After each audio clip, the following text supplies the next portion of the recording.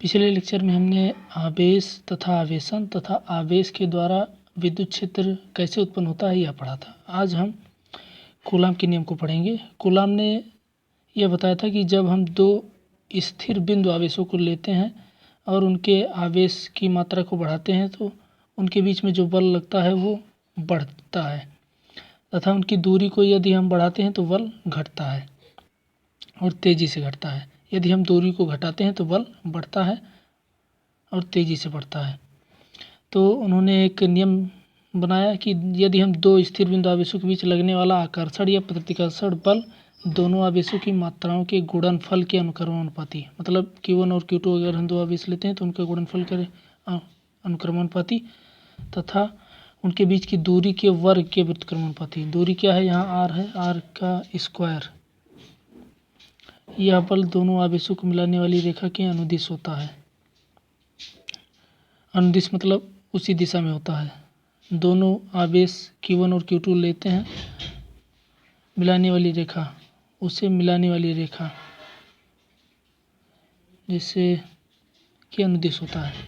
तो F बराबर Q1 Q2 upon R square, या फिर अगर हम प्रोपोर्शनलिटी साइन हटाएंगे तो वहाँ पर किया जाएगा।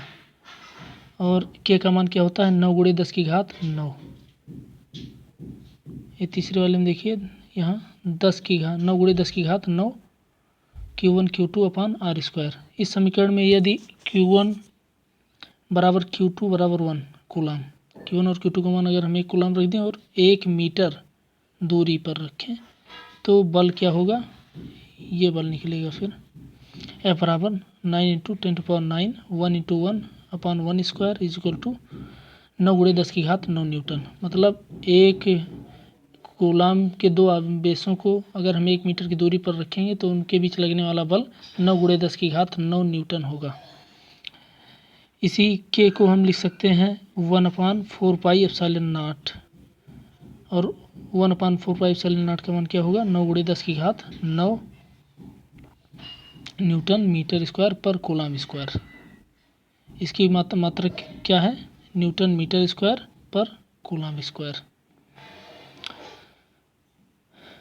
चलिए आगे देखते हैं। अगला है कि कूलाम के नियम का सदिश निरूपण।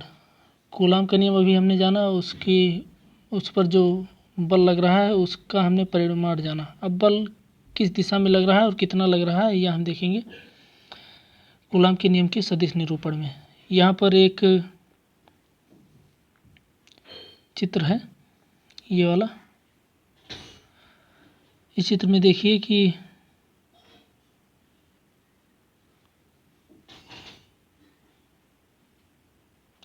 इस वाले चित्र में देखिए यहाँ पर Q1 और Q2 दो आवेश लिए गए हैं। एक उस पे Q1 की दूरी R1 है वेक्टर में और Q2 की दूरी R2 है। R21 हो जाएगा R2 माइनस R1, ये डिफाइन किया गया है। और R21 एक वेक्टर है, Q2 से दूर जा रहा है, एक Q1 से Q2 वाली लाइन पर। और R12 एक वेक्टर है जो उधर की ओर है, जो Q1 से दूर जा रहा है। अब हम देखते हैं कि कूलाम के नियम के अनुसार क्या है। आवेश Q2 पर Q1 के कारण बल, आवेश Q2 इधर है चित्र में, उस पर Q1 के कारण बल लगेगा जिसका मान क्या होगा, F21, जिसे हम दर्शाएंगे F21 से, जिसका मान होगा K Q1 Q2 upon R21 square. R21 क्योंकि जो Q1 से Q2 के बीच की दूरी है वो R21 है, और R21 ये कैप लगा हुआ है, कैप दर्शा रहा है उसकी दिशा को। R21 कैप मतलब दूसरे आवेश से पहले आवेश की ओर दिशा होगी। ऐसे ही हम ले सकते हैं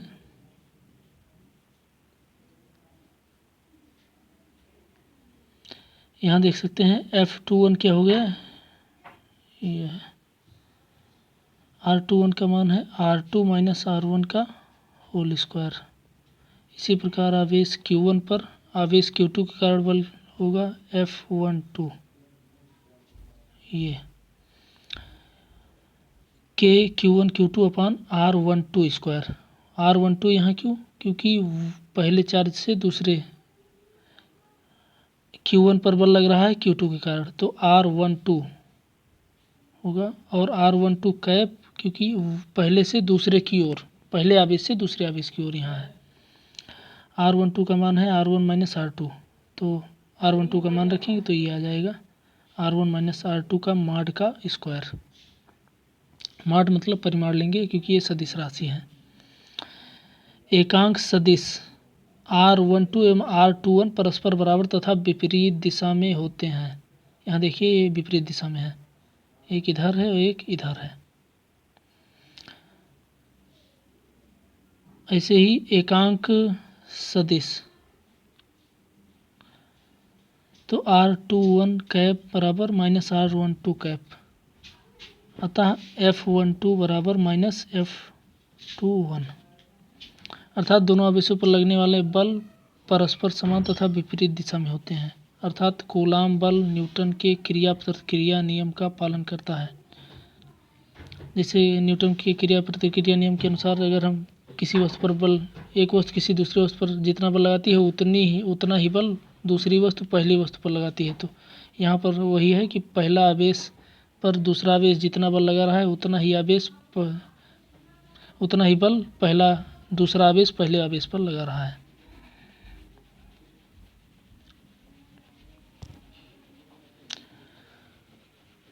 अगर हम बहुत सारे आवेशों को ले लें तो उनके बीच बल क्या होगा? अभी तक हमने 2 आवेश ही लिए थे, अब बहुत सारे आवेशों को लेंगे। तो किसी एक स्थिर आवेश पर निकाय के अन्य स्थिर आवेशों के कारण लगने वाला परिणामी बल उस आवेश पर निकाय के प्रत्येक आवेश के कारण लगने वाले अलग अलग बलों के सदिश योग के बराबर होगा। मतलब जितने भी आवेश हैं, अगर हम किसी एक आवेश पर बल निकालना चाहें तो जितने भी आवेश हैं सब के द्वारा उस पर जितना बल लग रहा है उसे निकालना होगा। मतलब अगर हम इस चित्र में देखिए कई आवेश लिए गए हैं, Q1 Q2 Q3 Q4, ऐसे ही Q0 लिया गया है एक। तो अगर हमें निकालना है F1 पर बल, Q1 आवेश पर बल निकालना है इस वाले आवेश पर, तो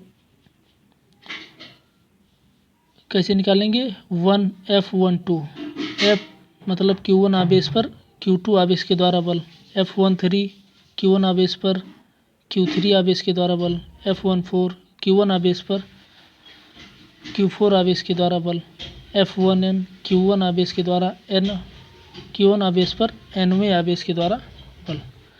ऐसे ही अगर हम Q0 यहाँ लिया गया है, इस पर अगर बल निकालना चाहें तो F0 बराबर होगा F01 के द्वारा बल, Q1 के द्वारा Q0 पर क्या बल लग रहा है? F01। ऐसे ही Q2 के द्वारा Q0 पर क्या बल लग रहा है? F02। ऐसे ही तीसरे के द्वारा F03, nवें के द्वारा F0n। तो अगर हम पहले पढ़ चुके हैं कि क्या होता है इसका मान, F बल का मान क्या होता है?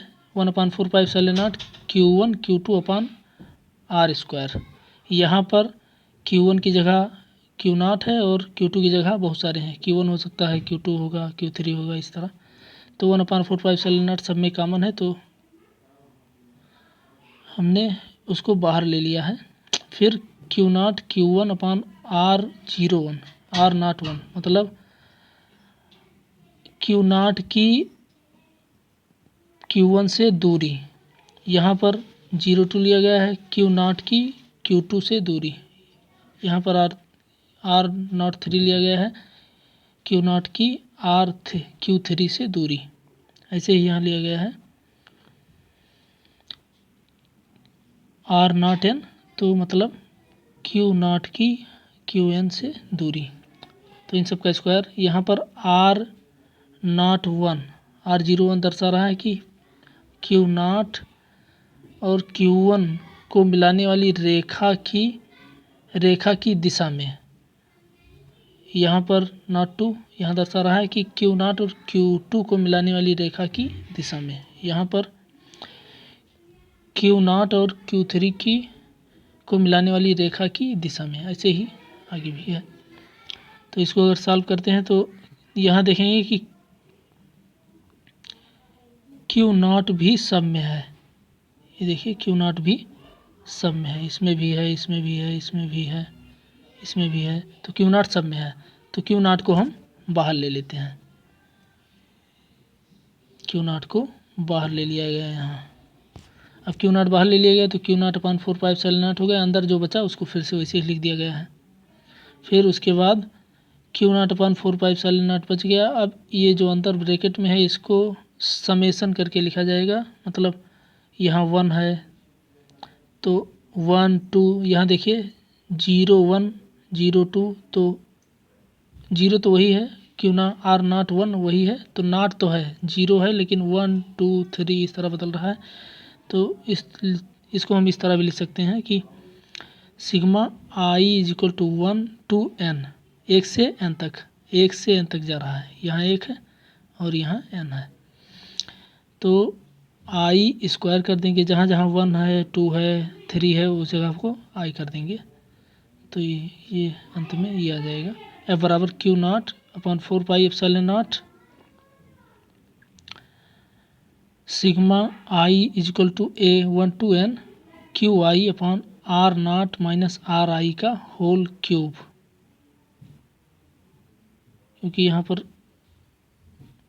ये देखिए जब आर कैप मतलब जब एकांक सदिश निकालते हैं तो उस वेक्टर को उसके परिमाण से डिवाइड कर दिया जाता है। तो यहाँ पर r naught cap, r naught i cap था, तो आर नॉट आई वेक्टर को आर वेक्टर के परिमाण से डिवाइड कर दिया गया, तो यहाँ आर नॉट आई क्यूब हो गया और इस क्यूब का परिमाण ये है। आगे देखते हैं सतत आवेश वितरण। अगला है सतत आवेश वितरण। सतत का मतलब कंटिन्यूअस, एक समान, एक ऐसे सतत आवेश वितरण। रैखिक आवेश वितरण पहला आता है इसमें। रैखिक आवेश में हम एक रेखा में आवेशों को रखते चले जाते हैं अगल बगल पूरा एक साथ, जैसे एक तार ले लें उस पर आवेश रखते चले जाएं तो वो हो जाएगा रैखिक आवेश वितरण। इसमें चित्र में देखिए कि एक क्यू नॉट आवेश लिया गया है ऊपर, उससे थोड़ा आर दूरी पर रैखिक आवेश से हम इस क्यू नॉट पर लगने वाला बल निकालने जा रहे हैं।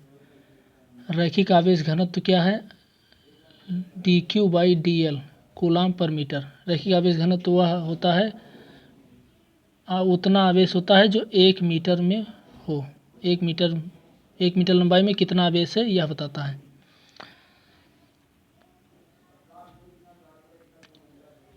तो अगर हम dl को उधर भेजेंगे तो हमें ये मिलेगा dq बराबर लैम्डा dl। अगर परीक्षण आवेश क्यू नॉट पर परिणामी बल, क्यू नॉट पर हमें बल निकालना है किसके कारण, dl दूरी का। dl एक बहुत छोटी सी दूरी है, बहुत छोटा सा एक टुकड़ा है उस लंबाई का या उस तार का। तो df बराबर हो जाएगा q naught upon 4πε0 dq upon r square. ये वही कूलाम का नियम है। आर कैप दिशा को दर्शा रहा है। तो Q naught upon 4πε0 Q1 Q2, दूसरा Q2 क्या है, dq है। ये जो dl लेंथ पर जो आवेश है, चार्ज है, वो dq है। तो dq का मान हम यहाँ से रखेंगे, यहाँ से इसमें, तो हमें मिलेगा लैम्डा dl। और अगर हमें पूरे तार से आवेश कितना बल लग रहा है इस क्यू नॉट आवेश पर वो निकालना है, तो हम फिर इसको इंटीग्रेट कर देते हैं पूरी लंबाई L पर इंटीग्रेट करेंगे तो आर कैप dl, तो ये सूत्र आ जाएगा।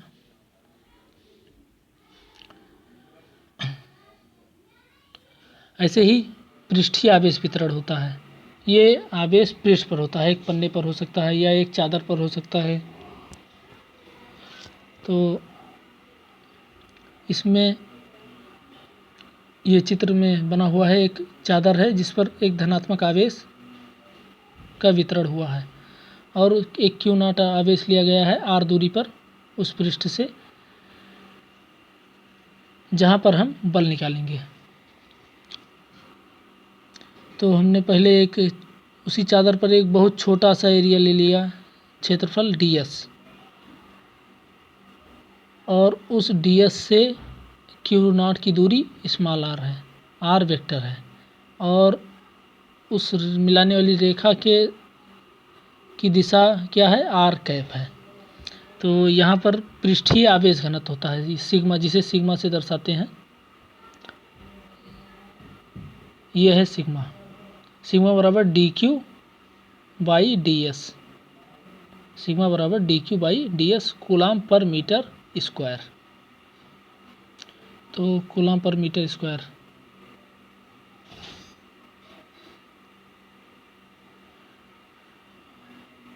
डी क्यू बराबर sigma d s,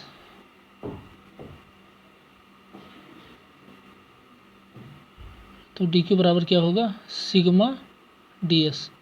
d s को हम उधर भेज देंगे तो ये मिल जाएगा। परीक्षण आवेश क्यू नॉट पर कुल बल क्या लगेगा, कुल बल ये लगेगा, वही रख देंगे हम। डी क्यू की जगह सिग्मा डी एस रख देंगे पुराने वाले फार्मूले में, तो यहाँ पर ये आ जाएगा। इसको इंटीग्रेट करके निकाल सकते हैं। बाद में इसका हम इस पर न्यूमेरिकल करेंगे तो ज़्यादा समझ में आएगा। ऐसे ही तीसरा होता है आयतन आवेश वितरण। इसमें आवेश किसी आयतन में वितरित होता है, किसी कमरे में, किसी गोले में, गेंद के आकार में हो सकता है, या फिर सिलेंडर के आकार में, किसी भी आकार में हो सकता है। तो यहाँ पर एक छोटा सा एलिमेंट लिया गया है, अंदर छोटा सा आयतन लिया गया है, उस पूरे आयतन में dv, और क्यू नॉट एक आवेश लिया गया है बाहर उस आयतन के, जिसकी दूरी r है उस dv एलिमेंट से, और r कैप क्या है, r कैप यहाँ पर एक एकांक सदिश है। तो यहाँ पर हम आयतन आवेश घनत्व निकालते हैं। आयतन आवेश घनत्व को रो से दर्शाते हैं, ये वाला निशान रो है दूसरे वाले चित्र में। रो बराबर d q by d v coulomb पर मीटर क्यूब, मतलब ये बताता है कि 1 मीटर क्यूब में कितना आवेश है, ये उसका आयतन आवेश घनत्व होता है। तो इसको हम तीसरे वाले चित्र में देखेंगे कि डी क्यू बराबर, यहाँ डी बी को उधर भेज देंगे तो डी क्यू बराबर हमें मिल जाएगा रो डी बी। ऐसे ही तो हम इसके बाद हम परीक्षण आवेश क्यू नॉट पर कुल बल निकालना चाहें तो उसको कूलाम के नियम से निकालते हैं। F बराबर q naught by 4 pi epsilon naught d q by r square r cap. तो यहाँ पर डी क्यू का मान हम ये वाला रखेंगे तो हमें ये वाला फार्मूला मिलेगा, और इसको पूरा इंटीग्रेट कर देंगे तो हमें पूरे आयतन के द्वारा ये बल मिलेगा।